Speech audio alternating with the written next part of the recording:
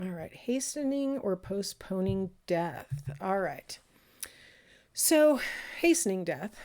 Passive euthanasia is when we cease medical intervention so that the seriously ill person is just allowed to die naturally. So we stop the ventilator, or we, stop the oxygen or whatever. A lot of times passive euthanasia will include palliative care or hospice care, where we're going to just treat their pain symptoms or their anxiety or whatever, but we're not going to treat what's actually, ultimately killing them. So passive euthanasia, we're not doing anything to hasten their death. We're just sort of allowing it to occur naturally and comfortably.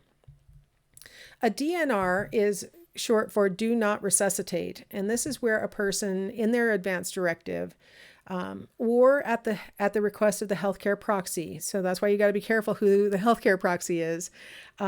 You can order that no attempt should be made to revive the patient during a cardiac arrest or a respiratory arrest. Now, I have to say, unless the healthcare proxy has your written advance directive, they probably are not going to be able to convince the doctors not to resuscitate. The doctors almost always will resuscitate unless there is paperwork that shows that they shouldn't, because they're not going to take the word of the proxy and then find out later that there was no paperwork. So DNRs are usually going to need to be in writing to actually be enacted. Now, active euthanasia is when we have someone take action to bring about another person's death. So the other person is suffering from some kind of terminal illness and they don't want to live anymore, and they recruit someone to take action, to give them an overdose of medication or something.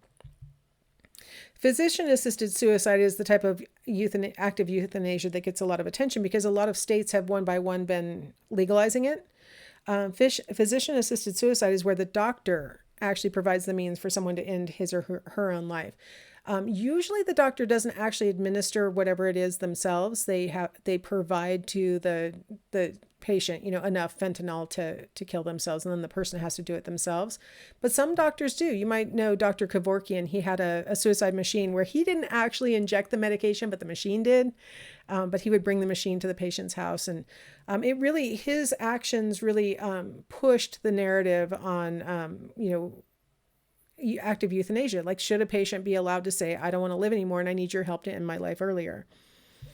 Here are states as of right now, that I just pulled this map today, as of right now, states and districts that have physician-assisted suicide legal. So the whole West Coast, Montana, Colorado, New Mexico, Maine, Vermont, New Jersey, and Washington, D.C. have physician-assisted suicide laws on the books.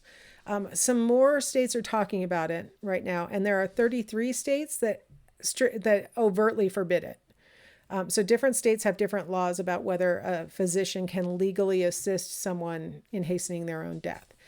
So it's important to know what state you're in if you want help or not. And even in the states where it's legal for a physician to help, there are lots of hoops to jump through. Like the patient needs to have a mental health evaluation, make sure it's not just depression, but it's actually a physical illness, things like that. So it's not easy to get physician-assisted suicide in any of these states, but these are the states where it is legal.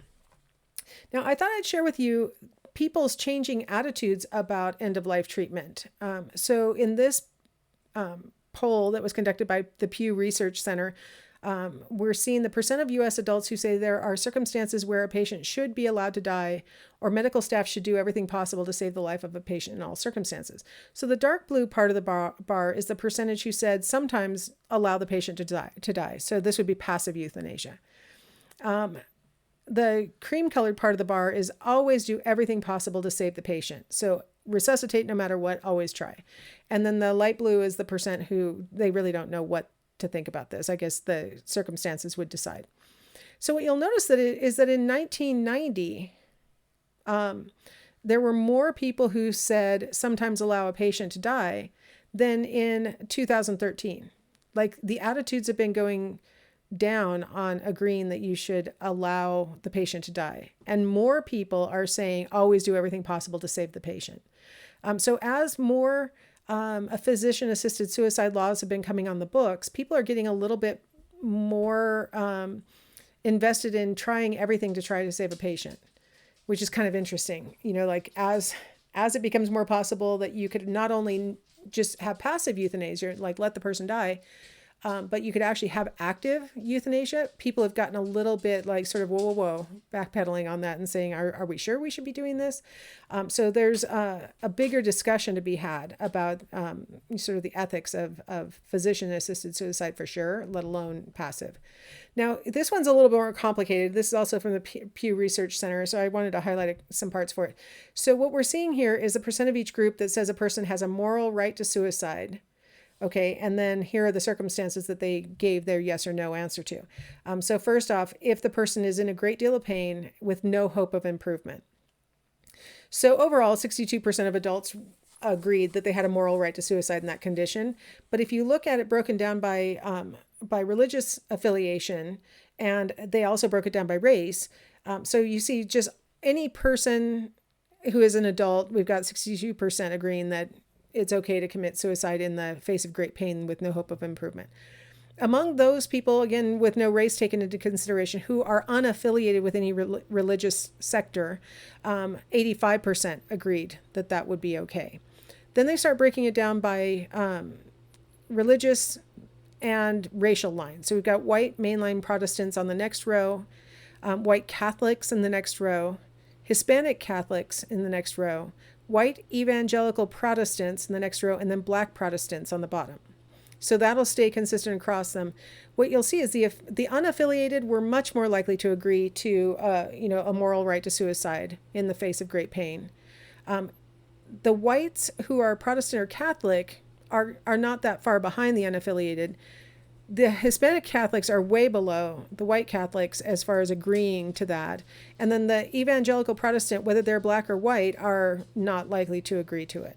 If they have an incurable disease is the next one. And you see that same basic pattern, right? If you have an incurable disease, the unaffiliated, interestingly, they thought pain was a better argument for suicide than an incurable disease. So only 78% of the unaffiliated agreed with that. But you can see the same basic kind of stair-step pattern where different religions and racial ties are determining the answers. Is ready to die, living is now a burden. So interestingly, the person is ready to die, but life is just a burden. Now we have fewer people agreeing that suicide is okay. If you're in a great deal of pain, it's the most okay. If you have an incurable disease, it's less okay, but okay-ish. If you're ready to die and living life as a burden, that, like, no one's really strongly agreeing with that one. And then is an extremely heavy burden on the family. Again, nobody's really agreeing with that. So only if you're in a great deal of pain or have an incurable disease do most people in this survey agree that suicide would be a moral right. So kind of an interesting set of things to look at, and different groups having sort of different attitudes about things. All right, reacting to death. Bereavement is the term that we use for that sense of loss that we feel following a death, where we realize we're going to miss that person, that we're not going to get to see them anymore, those kinds of things. Grief would be the powerful sorrow that one feels at the death of another. So those are technically separate. You can imagine them going together, right? You have the sense of loss and you're feeling a lot of sorrow about it. But you may be like starting to recover from the grief part and still experiencing bereavement. Bereavement can go on, for a really, really long time. Grief tends to be a little bit more acute.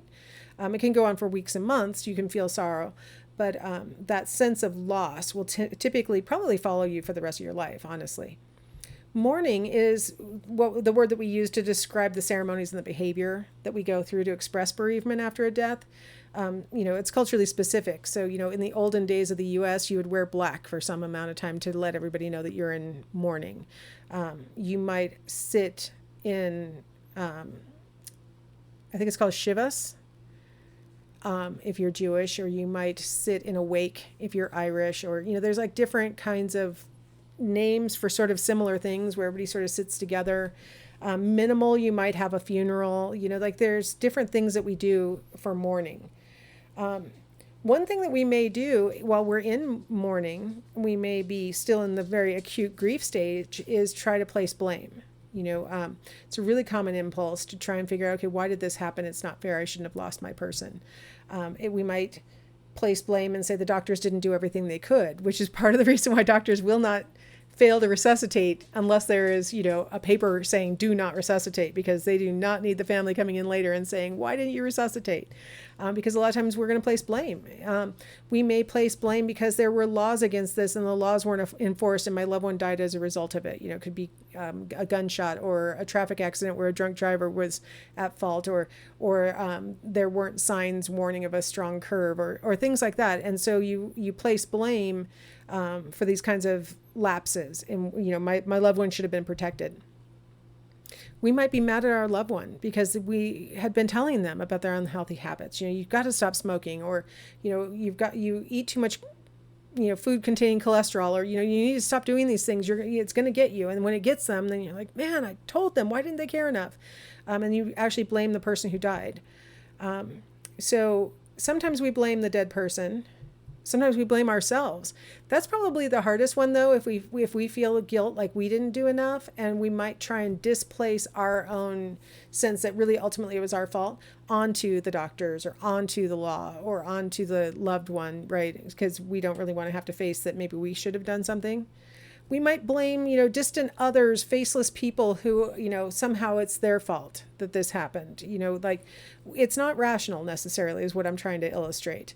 It's oftentimes the case that, we're just trying to work through the pain that we're feeling. And if we can take it from sorrow and make it into anger, oftentimes we feel better. We're more comfortable being angry than we are being in deep sorrow. Another thing that we often will find ourselves doing is trying to find some kind of meaning in the death. Especially, this happens a lot when it's a younger person who dies. Why would a person in their prime die, or a young child? Why would this happen? There must be a bigger meaning. So we may be looking for that. So what we typically do all the time is, preserve memories. We try and gather up all the pictures or the letters that they wrote us or other things, trying to get all that together so we don't lose it, right? We want to preserve those memories. We might seek out support groups who have lost loved ones to the same kinds of thing that our loved one died of. And that'll help us to seek meaning and bigger picture kind of stuff. Maybe we want to join organizations that help to cure that illness, or, Mothers Against Drunk Drivers was developed by moms who lost their children to drunk drivers. And so they made this group where now they could put their energy, right? Their loss and their sorrow. You might start your own charity in the name of your loved one, right? Where you want your loved one's name to carry on and do good works even after they're gone. Now, there are times when grief is even worse than other times. Complicated grief would be an example where,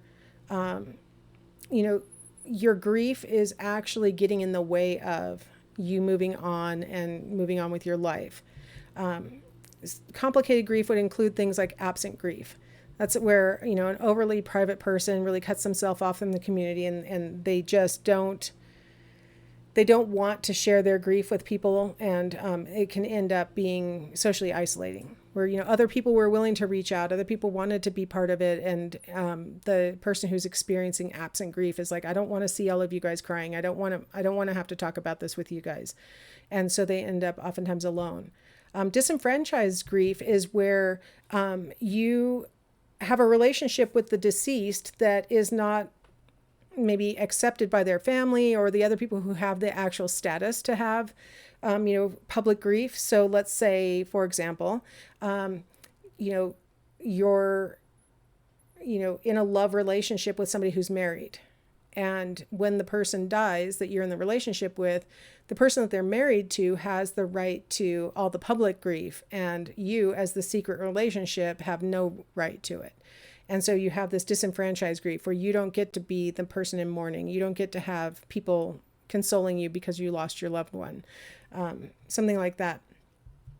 Incomplete grief, it occurs where, the body was never found, or there's an investigation and you're waiting to find out what actually even happened to your loved one, and it can go on for years or decades. They may never find out. I was watching a Dateline NBC where this young girl was killed in 1983, And they just now found her body as they were doing building in the area. And, they found her body, did DNA, and they finally now, what is it, almost 40 years later, know where she was. That family was experiencing incomplete grief. They realized that she had to have died. I mean, they had that in the back of their mind, but there was no body. So there's always like the minimal kind of like hope in the background. And so that's what we mean by incomplete grief, where you're not exactly sure. Maybe this person's just playing a really elaborate prank, or maybe this person just, ran off and they're living in another country, or, you kind of have those little hopeful feelings when you don't have closure. Closure is not a word I like to use with regard to grief, by the way, because you never really get closure. Really, there's no right way to grieve, honestly. Most people who experience grief will recover within a year. Here we have the results of a study of people who lost their spouse in the previous year. And they found that most people, 50%, displayed what they called resilience, where they recovered within a year. They were moving forward with their lives, stuff like that. Some after a year were still in what you would call normal grief. They were going through things where they were trying to set their life back into order, but maybe, some aspects of that was not really moving forward. And then we've got the three categories that are a little bit, not functioning as well. 10% were depressed. 11% were slow to recover. They were not taking care of certain like closure things that need to happen with regard to the estate, and changing over the mortgage to their own name and these kinds of things. They were not handling all the things very well.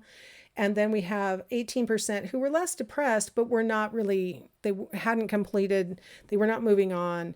They were not just displaying normal grief, but maybe were a little bit into sort of like a little bit depressed, where they were not behaving in their normal way. But most people within a year are starting to get back into some of their normal routines. I know for my mom, she had to, first off, she had to get a hip replacement. And then she had to sell the condo that my parents owned down in Mexico and package everything up and try to ship it, try and figure out where she was going to live. It took about a year. She was settled in. No, it was more than a year, honestly, by the time she was settled in her new place here. And she started painting again. And that was a big thing for my mom to paint. And she's a watercolor artist. And so when she started painting again, I was like, okay, she's turning a corner. She had to take care of business. She took care of business. She took care of the things she had to, but she was like, I'm not going to really get enmeshed in my hobby. And when she started doing that again, I knew that for her, she was really, had turned a corner. And so that's something that you can kind of look to as a measure of people who are going through grief. If they start sort of resuming stuff that they used to find pleasurable, that's a really good sign that they're sort of moving past the acute stage. Well, that concludes everything having to do with the lifespan up to and including death. And so for those of you who stuck through all the way to death, congratulations for having the tenacity to stick with it. And I hope that you learned a lot in this course, and that maybe I'll see you in another psychology class in the future. Thank you.